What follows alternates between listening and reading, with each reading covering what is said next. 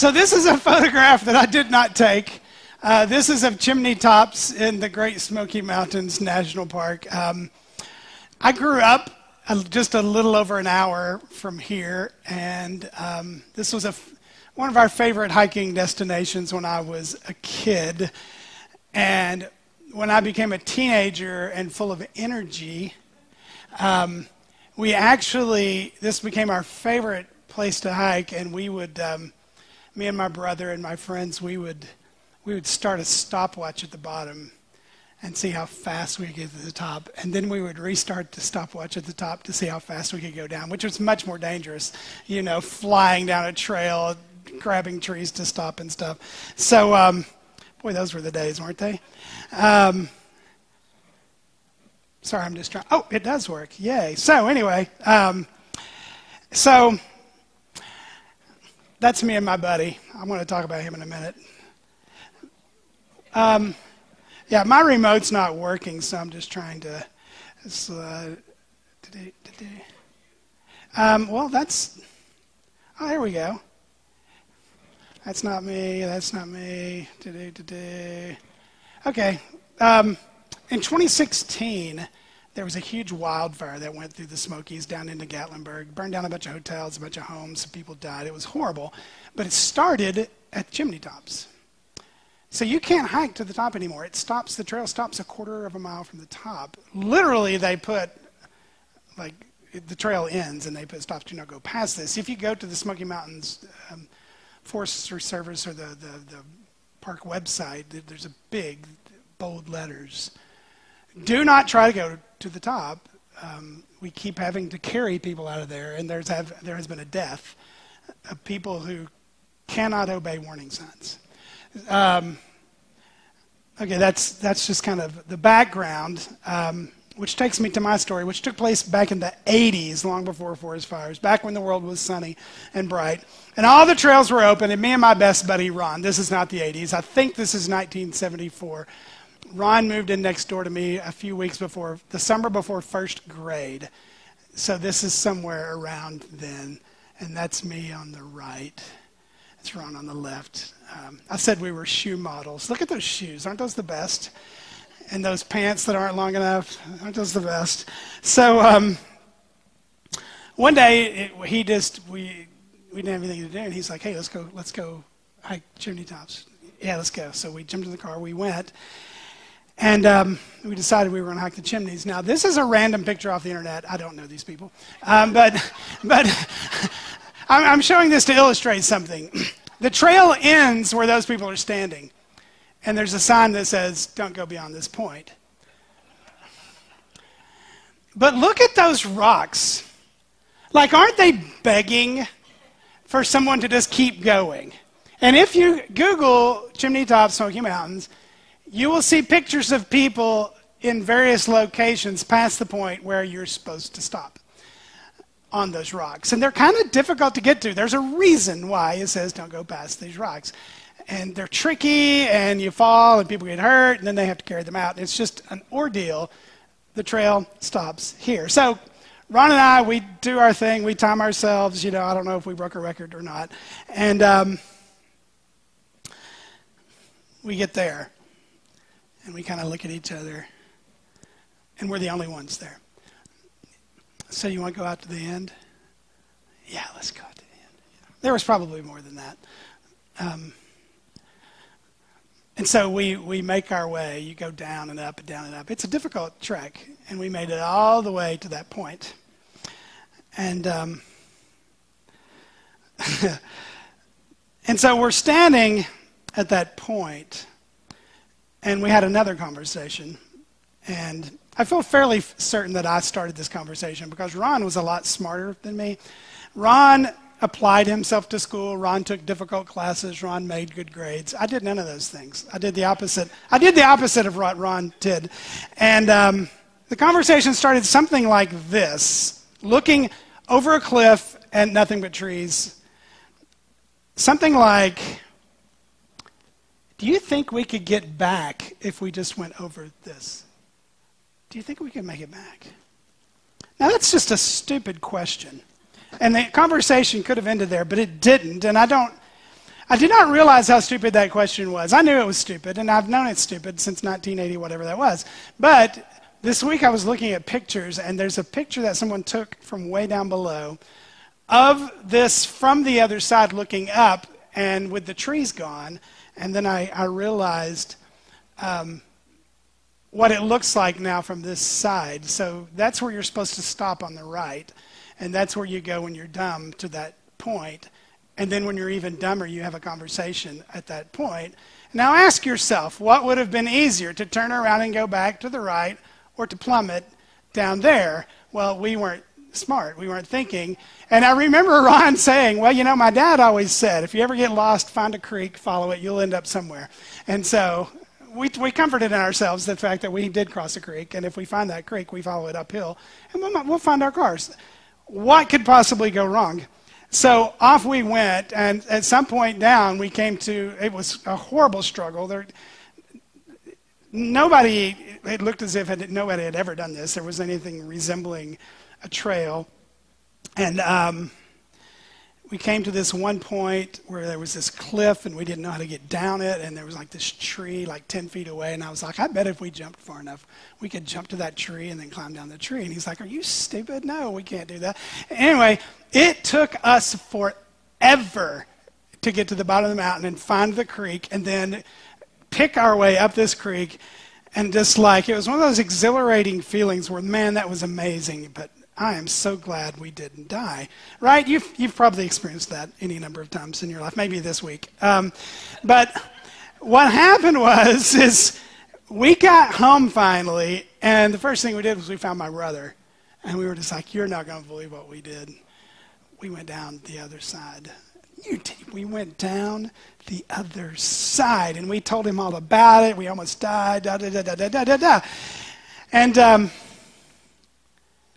he went to work, and he told all of his coworkers, because they all knew about our timing ourselves and all that stuff, and they were kind of starting to get into it. He told all of his coworkers, and what he did not know is that one of his coworkers was like, I'm going to try this. Well, his coworker was from Florida. What do they know about climbing mountains, right?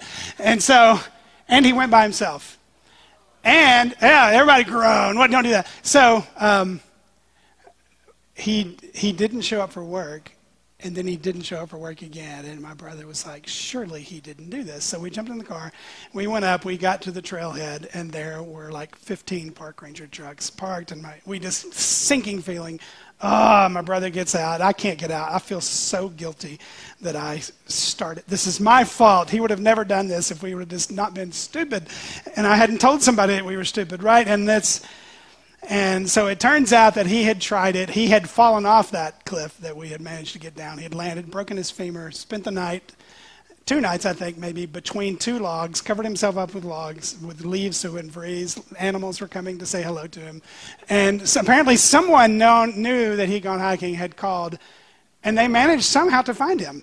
And my brother was there talking to the park rangers, and about 15 minutes later, they come down, put him in an ambulance. He sees my brother. He's like, hey, man. He's like, hey, sorry about that. Yeah.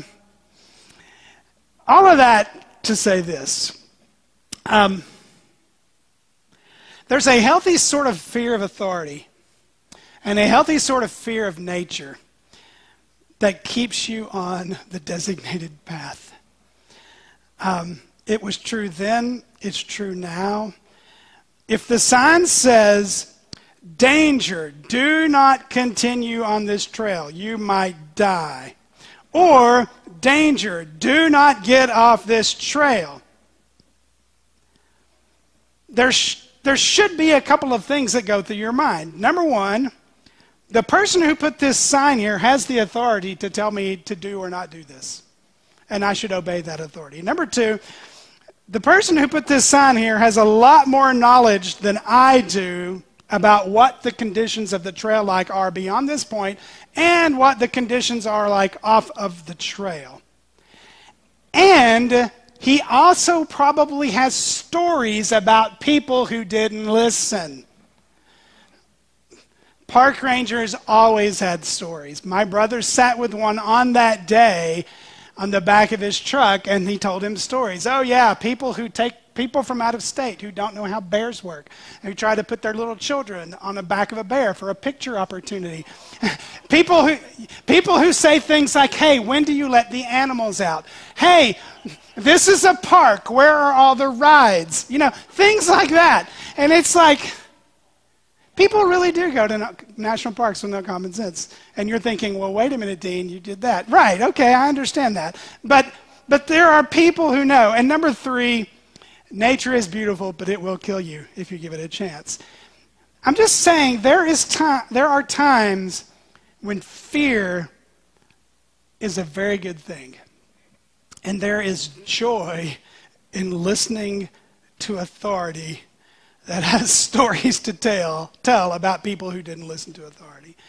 There's joy to be found in walking a path that the authority has made for you to walk.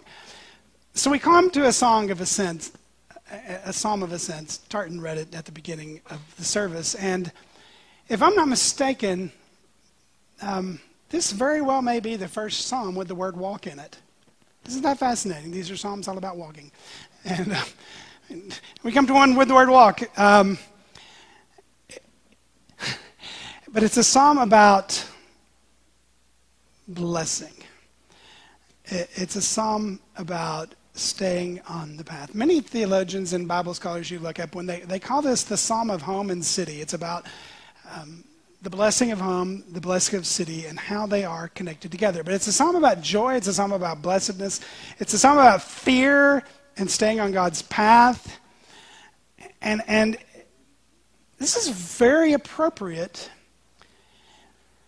if you're the people in this day and you're a people who make pilgrimages. If God has given you law and he says, hey, listen, 3 times a year, you're going to get on a path, no matter where you live, and you're going to go to Jerusalem, and you're going to offer sacrifices, and you're going to worship, and you're going to give thanks, and you're going to remember everything I've done, and you're going to praise me for who I am and for my blessings, and you're going to ask for blessing on your crops, and you're going to make this trip.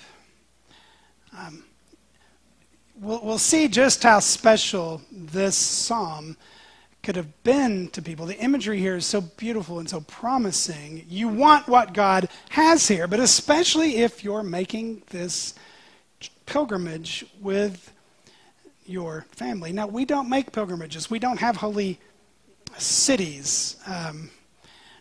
The holy city's coming to us one day.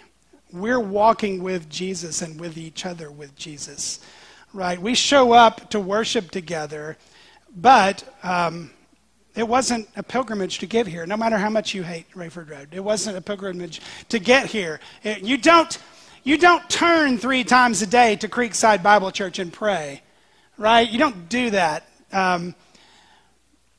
Blessed, so we say that every week. I keep saying it, but I'll keep saying it. Blessed are all who fear the Lord. Blessed are all who fear the Lord, who walk in obedience to him. Now, 3 things about fear. Number 1, it means fear. Number 2, it doesn't do away with the love of God. For as high as the heavens are above the earth, so great is his love for those who fear him. If you think of fear as in, well, God's just mean and grumpy, and he's just got a big rubber mallet in his hand, and he's just waiting to squash me, so I better be afraid of him. That's not how God is depicted in terms of fear. It's exactly what we described. He is authority, and he is knowing, and his love for you says, hey, listen, I've got a path. I love you so much. I'm gonna walk with you on it. I'm gonna lay it out for you, and I'm gonna tell you, if you go that way, there may be a cliff. And it always includes obedience. Praise the Lord. Blessed are those who fear the Lord, who find great delight in his commands. So we have 2 things in this verse that are completely out of sync with the modern mind. Fear the Lord and delight in command. Nobody delights in being told what to do. Right? Did your kids ever come to you Hey, Mom, you got any chores? You got any commands for me? I just need to be told to do something, right? Nobody does that. Nobody thinks of the fear of the Lord. Blessed are those whose ways are blameless, who walk according to the law of the Lord. Blessed are those who keep his statutes, who seek him with all their heart, wrong, and follow his ways. So there's this blessed, joyful, content walk, right, in the law of the Lord, his commands, the seeking of the Lord wholeheartedly, right, following in his ways and his path. And oftentimes in the Old Testament, the word blessed is used to distinguish the righteous person from the wicked person. Blessed is the one who does not walk, right, in step with the wicked, stand in the way of sinners, sit in the seat of mockers, right? His delight is in the law of the Lord, and on his law he meditates day and night. But then what does it say? Not so the wicked. He's like chaff that the wind blows away. These blessed people are people who delight, and yet they fear. So, fear and blessedness are tied together in a walk on a path with God. Because God has the authority to tell us which path to walk, and he knows the danger of being outside of delighted obedience, and he has stories to tell. He gave us a book full of stories to tell about people who got off the path. The blessedness of God, who is blessed more than anyone, sharing his life with us. And this fear of the Lord being the cornerstone of everything, the beginning of wisdom. The path is not just like, hey man, suck it up, make it work. There's this joy, this wholeness, this contentment. And it's all in the context of walking. The word walk, I love the word. It's on the wall when you come, right? We use the word walk here. Come back to that. But isn't it interesting that in a psalm for people who had to walk to Jerusalem, like in a culture, in a world that walked everywhere, that the word would be like moving around with God. You didn't walk for exercise in this day. That would have just been silly. If you walked, someone would have said, where are you going? You didn't say, oh, I'm just got to get my steps in. Nobody said that in Jesus' day. It was transportation. Your feet, right? So, we have a route to take, a direction we're going. Fear says stay on this path. And you've seen movies, you've read the books, right? The wizard says, hey, listen, you're going through the dark forest. Mirkwood. Stay on the path, you'll be fine. And what do the silly hobbits do? Oh, what was that over there? And then immediately they leave the path. You go, that was dumb. This is not going to go well. Every time, right? But then the psalm turns this into blessing. You will eat the fruit of your labor. Blessings and prosperity will be yours. Now you will eat the fruit of your labor. You think to yourself, well, why wouldn't you? You worked. You planted, it popped up, you ate. Why wouldn't you? I didn't put these in, but there were other places your crop could go, right? Like there's a prayer kind of against an enemy in Psalm 109 where he says, may a creditor seize all he has and may strangers plunder the fruits of his labor. Boy, how's that something to pray to your enemy, to pray for your enemy? I pray that your enemy comes in and picks all your fruit. Oops, yeah, okay. When the Jews returned from exile and just said, we're not going to work on the temple anymore, the Lord said, well, then I will strike the work of your hands with blight, mildew, and hail. I will make sure you don't eat, the fruit of your labor will fail. But then here, you will eat what you worked hard to grow. So you stay on the path, the joyful, blessed path, fearing the Lord, and you'll get to eat what you planted. And then he turns it to the family, which your wife will be like a fruitful vine within your house, and your children will be like olive shoots around your table. Yes, this will be the blessing for the man who fears the Lord. Now that's a strange picture, isn't it? Now he's not saying every godly man gets a wife. You know, Christianity, they named it after a guy who didn't get a wife. Most of your New Testament written by guys who didn't get wives, right? But he's just given a blessing here. Your wife will be like a fruitful vine within your house. Man, if you want to compliment your wife, honey, you're so fruity. Go ahead. Go ahead. It's a compliment. It's a compliment. You're so fruity. You're such a fruitful vine. It's just that the home has her stamp all over it. She's just fruitful. I often tell this story. Like years and years ago, my wife made this notebook, and it was like all the stuff that she works on and takes care of, and she kind of put it in a notebook because it was like how to do all this stuff. And my kids were little, and she jokingly named it the If Mom Dies notebook. And I just remembered very jokingly when she put that together. I remember my son looking at me and saying, "Dad, if she dies, we're all gone in 6 months." And of course, the rest of the story is, where is the If Dad Dies notebook? Right, there's not one. Such a thing does not exist. My wife is a fruitful vine within her home. Yeah. But there's these children like olive shoots, right? Sons in their youth will be like well-nurtured plants. Your daughters will be like pillars carved to adorn a palace. Like, that's the picture. Look, this is an olive tree. If you go back to the Garden of Gethsemane, there are olive trees there that they think were there when Jesus was there. They just live forever. I was actually about to pinch this so you could zoom in and see it. That doesn't work. Y'all, okay.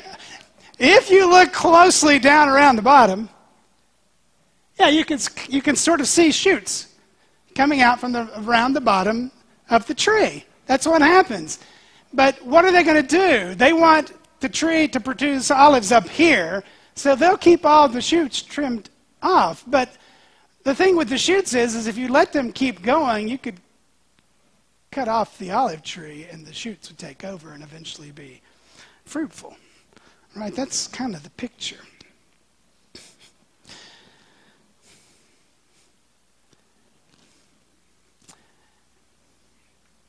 Yes, this will be the blessing for the man who fears the Lord. The blessed are as the blessed is. And then he says this. So again, we're picturing leaving of home, right? The family's with him. Then heading for a city. May the Lord bless you from Zion. May you see the prosperity of Jerusalem all the days of your life. Then it turns back around again. And may you live to see your children's children. Peace be upon Israel. Now, I want to come back to this again, and I'll probably do it again, but just think about this now. This is kind of the thing in all these Psalms, but it very specifically says here, may the Lord bless you from Zion, and may you see the prosperity of Jerusalem all the days of your life. We saw this in it earlier. Pray for the peace of Jerusalem, right? Imagine being born into a nation, being born into a people, growing up, marrying, raising a family, having grandkids, getting old and dying, all while looking to a city and traveling and making pilgrimage to a city with a temple, with priests and sacrifices. Imagine that being your whole life. Right? It had been Moses with a tabernacle among a bunch of tents. Right? Now it's a temple in a city like with tribes in towns and villages. If that's how you had spent all of your decades, that city would be a very, very big deal. Think about this. If you were 50 years old and your parents had just taken you the bare minimum 3 times, that's 150 times you had made pilgrimage to the city. Right, 60, go to 70. Right? Just imagine that's your life. So you're definitely going to be praying for that city, right? The prosperity and peace of that city will be a very big deal to you because you want it to be precious to your kids. And you want it to be precious to your grandkids. Discipleship looks very different when you have a city to go to, doesn't it? Which is why it's a very big deal when they stop fearing the Lord and they stop walking the path and he wipes out the city. But it's this constant prayer. May he send you help from the sanctuary, grant you support from Zion. May the Lord bless you from Zion. He who is the maker of heaven and earth. Sorry, that's ahead. Praise be to the Lord from Zion, to him who dwells in Jerusalem. Praise the Lord. And then may you live to see your children's children. Peace be on Israel. See how this is all tied together. If Jerusalem falls to an enemy, and it would, what's it going to mean? It's going to mean chaos for the Jews, for the families, and for generations. You can see what a treasure this prayer would have been as people made their way to the city. Psalm 103. As for man, his days are like grass. They flourish like a flower of the field. The wind blows over it, and it's gone. Its place remembers it no more. But from everlasting to everlasting, the Lord, his love is with who? Those who fear him. And his righteousness with who? Their children's children. Those who keep his covenant and remember to obey his precepts. And then you go back to the covenant in Deuteronomy. Keep his decree and commands which I am giving you today, so that it may go well with your children after you, and that you may live long in the land. Do you see how the two go hand in hand? It's like we all need to be obedient together, make this journey together, pray for the peace of this city together, pray for the peace of this land together, for the sake of us and for our kids, and fear the Lord together. See how it all comes together? Part of the covenant blessings and curses that God gave in Deuteronomy. And again, we talk about this every week, moving it forward to us. Jesus would have prayed these Psalms. Jesus would have made pilgrimage to Jerusalem. We know he did it. We know his parents forgot and left him there one time. Right? Anybody seen Jesus? Oh, yeah, he's back talking to the Pharisees. Yeah. But at the same time, he kind of started redefining family a bit, right? Kids were still kids, grandkids were still kids. Remember, they came to him and he said, hey, Jesus, your mom, your families, they're all here. And he says, nope, this is my family, these people who are following and obeying me, right?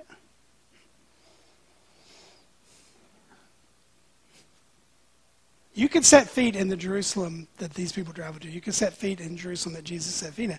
But we don't pilgrimage there today. It's coming to us. Let me just give 2 more passages. Maybe 1 more. Let's do this one first. The Lord is exalted, for he dwells on high. He will fill Zion with his justice and righteousness. He will be a sure foundation for your times, a rich store of salvation and wisdom and knowledge. The fear of the Lord is the key to this treasure. And then what does Colossians tell us? In Christ are all the treasures of wisdom and knowledge. All that comes together. The day is coming. He is exalted. You sang it right at the beginning. Justice and righteousness will return to Zion. The fear of the Lord will spread. Look at this. Oh boy, that's small. Can you see that? I'll tell you what it says. This is what Isaiah, son of Amoz, saw concerning Judah and Jerusalem. In the last days, the mountain of the Lord's temple will be established as the highest of mountains. It will be exalted above the hills. All the nations will stream to it. And many people will come and say, come, let us go up to the mountain of the Lord, to the temple of the God of Jacob. And he will teach us his ways. Why? So that we may walk in his paths. We're not done with that. Then the law will go out from Zion, the word of the Lord from Jerusalem. He will judge between the nations and will set us disputes from many peoples. They will beat their swords into plowshares, their spears into pruning hooks. Nation will not take up sword against nation, nor will they train for war anymore. Come, descendants of Jacob, let us walk in the light of the Lord. This is where we're going. Or this is what's coming to us. It's like a collision's going to happen. This is what we're seeking. But right now, we don't have a geographical center. Right now, it's go into all the world and make disciples of all peoples. Right now, it's let the nations be glad. Right now, it's go. You got Judah, you got Jerusalem, Judea, Samaria, the othermost parts of the earth. So it may be that your children being fruitful shoots means Jesus sends them somewhere else. Right? I remember the man who started the church that I pastored in Alabama. He was there until the Lord sent him to Romania. And he went to Romania when it was still communist. So it was a very, very difficult assignment. He went there single. And the wall fell. Everything collapsed while he was there. And he ended up meeting the daughter of an underground pastor, marrying her and having kids. And he came back to speak one time. And you know what he said? He said, you know what the hardest thing for me being in Romania is? And he says, and I hear this from other missionaries. He said, what do you think the hardest thing for me is? And this really surprised me. He said, the hardest thing for me is hearing my mom say on the phone, I wish I could see my grandkids. Oh. Ouch. And then I just think, what if Jesus sends my kids somewhere far away? Fruitful shoots, right? Right? But there's a city coming. And so what do? We fear the Lord and we walk. We're walking trees here, right? Those of you who don't know, we're walking trees. We get our verses from Colossians 2. I know we could just really nerd out and get into some stuff here. We won't. I won't bring it up. But Colossians, right, we talk about this when you walk in the door. And what does it say? Even as you received Christ as Lord, so continue in him. Rooted in him, built up in the faith, overflowing with thanksgiving. Even as you started, continue to walk. We continue here to walk by faith. We seek the kingdom first. We know that the kingdom is coming. We went through Revelation here. We know that in the end, everything gets made new, and this Jerusalem comes down out of heaven, and it's incredible. It's incredible. So we apply this with fear, with trembling, but knowing it's the most joyful way. So we don't take each other to the cliff and go, I bet this will work. No, we don't do that with each other. We get each other side by side and go, this is the Jesus path. He's on it with us. We'll pray for each other. We'll pray for each other's kids. We'll disciple each other's kids until kingdom comes. You've been listening to Sunday Morning at Creekside Church in Spring, Texas. We're glad you joined us. For more information, please check out our website at www.mycreeksidechurch.org.